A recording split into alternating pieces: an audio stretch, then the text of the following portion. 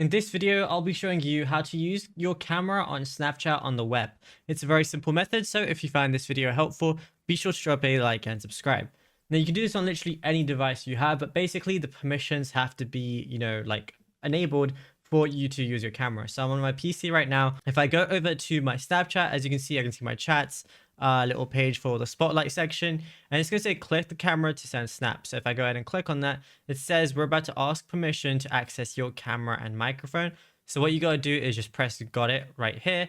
And then as you can see, it says use available cameras. I have 3 available cameras. It says use microphone. So you can literally just go ahead and select which camera you want to use. Go ahead and select which microphone you want to use as well. And then just press allow while visiting this site, or allow this time if you only want it to be like a one-time thing. And then that's it. You'll be good to go. I'm not going to turn my camera on now, but once you're happy with it, just press these and your camera is going to show up here. And it's as simple as that. Now, if you found this video helpful, be sure to drop a like and subscribe, and check out other tutorials on the channel as well.